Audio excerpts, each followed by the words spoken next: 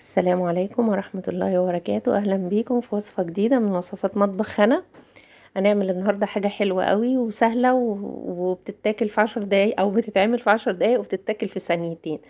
الكسكسي طبعا احنا عارفين ان هو بياخد وقت وغلبة وحاجات كتير ووقت كتير عشان نطلع طبق كسكسي زي ده. بس النهاردة هنعمل برضو كسكسي طالع ترند كده بطريقة جديدة ومختلفة، وهنشوف الجمال ده سهل ازاي وسريع وطعمه جميل جدا جدا. ولا بيزور ولا اي حاجة. اولا احنا هنجيب معانا حاجة واسعة، الصينية مثلا. اهم حاجة تكون حاجة واسعة عشان نعرف نقلب كويس. هنحط فيها 4 معالق سمنة بلدي كبار، او اي سمنة طبعا تحبيها، بس يفضل سمنة بلدي. انا هعمل مقدار 3 كوبايات. هنعمله بايه؟ مش هنعمله بالدقيق، احنا هنعمله بدقيق السيمولينا او دقيق البسبوسه السايب اللي بنجيبه من عند العطار. مش بواكي البسبوسه الجاهزه، لا دي ما تنفعش. احنا هنجيب كيلو دقيق او نص كيلو دقيق سميد من عند العطار سايب زي ما انتم شايفين كده. انا هشغل البوتاجاز هادي جدا على السمن، وهنزل مجرد ما السمنه تسخن بس هنزل ب3 كوبايات دقيق سميد. يبقى زي ما احنا شايفين ده دقيق السميد 3 كوبايات مع 4 معالق كبار سمنة بلدي، معلقة ممسوحة صغيرة بيكنج باودر. البيكنج باودر ده هيخليه فلافي كده وهش وطعمه يعني وبيبقى جميل جدا. وذرة ملح طبعا علشان الطعم. وهنبتدي نبس دقيق السميد في السمن بالشكل اللي انتوا شايفينه ده، بحيث ان السمنة تغلف كل حبات دقيق السميد زي ما انتم شايفين كده. بس اهم حاجة ان احنا بنفضل نقلب وما نخليش دقيق البسبوسة ياخد معانا لون خالص، احنا عايزينه يفضل على نفس لونه ده عشان نطلع لون الكسكسي ذهبي كده فاتح كده وجميل، ما يبقاش ملسوع مننا او مغير لونه.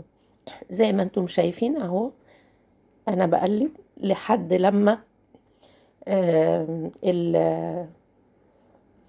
دي البسبوسه مع السمن يكون يعني يديني سخونيه. يعني انا هجسه كده، يعني مجرد ما يبقى سخن هنزل عليه ب3 كوبايات ميه مغليه بنفس الكوبايه اللي عايرت بيها دقيق السمين. 3 كوبايات ميه مغليه دي اول كوبايه، وهقلب كده. ما تقلقوش خالص من التكتلات اللي هتحصل، ده لسه كمان هنشوف. دي تاني كوبايه. اهم حاجه الميه تكون مغليه، ما تكونش ميه بارده. وبنفس الكوبايه اللي عايرنا بيها دي السميد. ودي الكوبايه الميه التالتة اهو. وهنقلب كل المكونات كده مع بعض. هخلي الميه يعني ايه دي السميد يشرب الكوبايات الميه ال3 كوبايات الميه كلهم. وهقلب كده زي ما انتم شايفين، بحيث ان اهو زي ما انتم شايفين كده، بحيث ان الميه تتغلغل جوه حبات السيمولين. دلوقتي بقى خلاص مرحله المعلقه كده انتهت. هندخل على مرحله تانية، هي مرحله الايه الشوكه. هنجيب شوكه عاديه جدا من بتاعه الاكل، هنبتدي نقلب بيها. كل ده النار هاديه جدا على الصينيه من تحت. وهبتدي اقلب الدقيق السميد، وبالشوكة افك اي تكتلات زي ما انتم شايفين كده. وما سيبش الطاسة خالص او الصينية، لان لو سبتها هتاخد لون من تحت، وانا مش عايزة كده. انا عايزة اللون يفضل، والطعم طبعا، لان كده الطعم هيتغير لو لسعت منك، فده نخلي بالنا منه جدا. دي حاجة يعني بصراحة يعني أنا انبهرت من النتيجة. زي ما انتوا شايفين كل لما بنقلب مع السخونية الهادية التكتلات اللي موجودة في الكسكسي بتتفك زي ما انتوا شايفين كده. بحيث ان انتوا لو اخدتوا قطعة كده فيها تكتل كده وضغطتي عليها بالشوكة هتلاقيها فكت بسرعة جدا. فاهو بصوا انا كده بوريكم اهو ان اي تكتل بتضغطيه بالشوكة وبتقلبي كده بسرعة، فكل مادة بيفرفط معاكي اهو. يعني كل لقطة بتبقى حبات الكسكسي دابت اكتر من اللقطة اللي قبليها. كل ده بسبب الشوكة، وان انا مستمرة في التقليب معايا اهو انا هنا كده بطأت التصوير بحيث ان انا اوريكم هو كده اتكون حبيبات الكسكسي معايا، شايفين؟ وعايزه اقول لكم ان هو هش جدا وخفيف جدا معايا في الشوكه. يعني مش حاجه تقيله ولا حاجه معجنه، بالعكس معلقه البيكنج باودر فورته. اهو كده هو استوى خلاص. بصوا بقى اللون، احنا محافظين على اللون ده. اهو كده انا برفع الشوكة بس بوريكم من قريب كده قدام الكاميرا الحبيبات بتاعة الكسكسي بقى شكلها عامل ازاي، زي ما انتوا شايفين كده. ما نقلبش بمعلقة بس في الاول، بعد كده الشوكة هي اللي بتكون لنا الكسكسي بالطريقة دي. هنعمل له بقى، طبعا انت تقدري تاكليه كده، ممكن يتاكل كنوع حادق جنب خضار جنب لحوم اي حاجه، في ناس تاكله جنب البط، لكن انا هعمله النهارده حلو، هعمل له خلطه حلوه قوي كده، واتمنى تجربوها هتعجبكم جدا. هنعمله يعني كصنف حلو بالسكر وبالجوز هند. هنشوف بقى مع بعض. انا هجيب هنا طاسه احط فيها شويه سمنه بلدي حلوين كده، وهنزل بكوبايه جوز هند مبشور زي ما انتوا شايفين.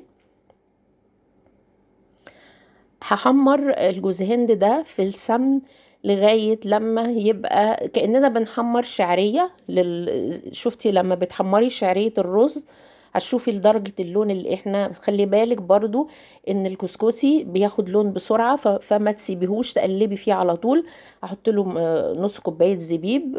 يعني انا هنا بص بس خلعت الكاميرا عشان اقرب لكم تشوفوا اللون من قريب اهو.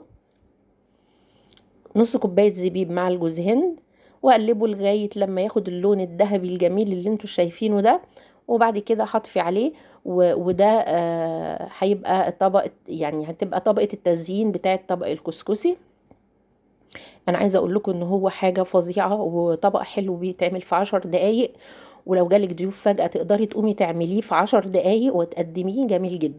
هنقدم مع بعض دلوقتي طبق الكسكسي بالشكل ده. بصوا مفرفط ازاي، بصوا ولا تكتلات ولا اي حاجه. وعايزه اقول لكم كمان حاجه مهمه قوي، ان الكسكسي العادي اللي بنعمله بالدقيق لما بنيجي ناكله بنحس ان هو بيزور. يعني ايه بيزور؟ يعني بيقف كده في، يعني بتحتاجي تشربي وراه ميه.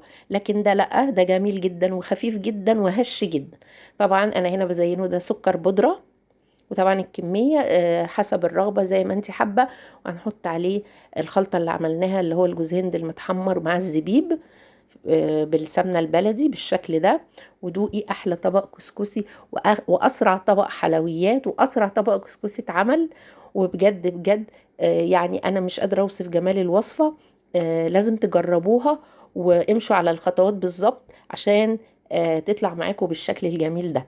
اتمنى تكون الوصفة عجبتكم، وما تنسوش اللايك والاشتراك في القناة عشان يوصل لكم كل جديد من مطبخ هنا. بحبكم جدا، وباي باي، مع السلامة.